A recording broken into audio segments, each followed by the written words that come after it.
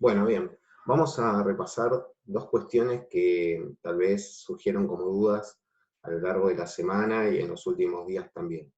Como dije, vamos a tener que repasar y rever varias veces los conceptos y también los textos teóricos, ¿no? Una de las cosas que veo por los trabajos, sí, eso también les quería decir, que tengan un poco de paciencia respecto a los trabajos porque requieren una corrección. Recuerden que también estiramos un poquito la fecha de entrega, entonces, bueno, tengan un poco de paciencia para corregir, para marcarles, y seguramente va a haber algunas reescrituras y vamos a tener que rehacer algunos trabajos, pero todo con paciencia y con tranquilidad, ¿sí? Uno de los conceptos que no quedó claro todavía, o cómo yo quiero utilizar acá en la materia de concepto de cultura, es la idea de la cultura como una práctica cultural, ¿sí? La cultura no es un objeto, algo que yo puedo ver y tocar directamente. Implica cosas, sí, materiales e inmateriales, pero se consigue más como una práctica, ¿sí? Como una práctica cultural. ¿Y a qué nos referimos con práctica cultural? A todas las acciones que hacemos los seres humanos, ¿sí? La práctica es una acción, ¿sí? No es el mate, como yo explicaba en clases anteriores, no es el mate en sí, sino las acciones, las prácticas, lo que hacemos nosotros, nosotras, detrás de ese mate. Y no, el mate simplemente es una infusión que se creó en tal lugar, sí, que tiene su historia, que es algo, un objeto material perteneciente a una cultura, pero si eso si no se observan las prácticas detrás de eso, no tiene ningún sentido, ¿sí? Entonces, la cultura no es el objeto, sino la acción y lo que hacen los seres humanos detrás de eso, ¿sí?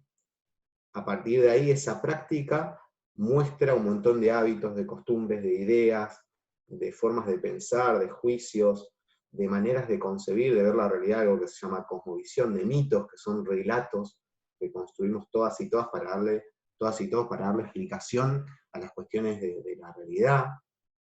También las sociedades construyen mitos. Si todo eso forma parte de la cultura, ¿sí? ¿Y la identidad qué es? Bueno, ¿quiénes somos cada uno, cada una de nosotros, y a qué grupo pertenecemos o no, obviamente? Y cómo nos sentimos identificados frente a una sociedad de la que formamos parte. Todos formamos parte de la sociedad, nos gusta o no, pero nos sentimos más o menos identificados con algunos de sus valores, de sus ideas, de sus cosmovisiones, de sus formas de actuar, de sus hábitos, de sus costumbres, etc. ¿Sí?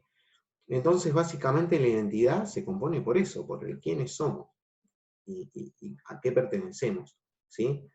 Y cómo nos vemos también nosotros mismos, ¿sí? ¿Y eso de qué depende? Y bueno, de los distintos factores que yo les mencioné, que pusimos en el famoso cuadrito, que costó bastante, que es la clase social, el género, la identidad, perdón, la identidad es el concepto más la clase social, el género, la etnia, ¿sí? La biografía individual, el lugar de residencia, ¿sí?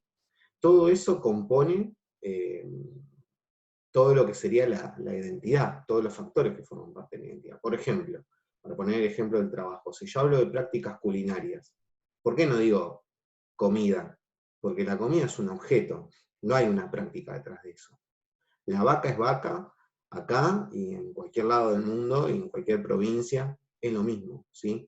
Y si uno lo analiza científicamente, es un animal, mamífero, con ciertas características, ¿sí? Es lo mismo, ¿sí?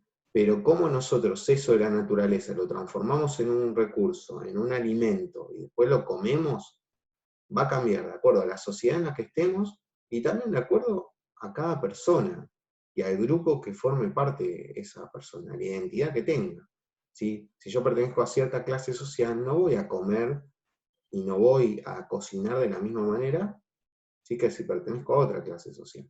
Por ejemplo, las clases sociales altas consumen un tipo de alimento totalmente distinto. También tienen la posibilidad de salir a comer a lugares específicos. También algún sector de la clase media.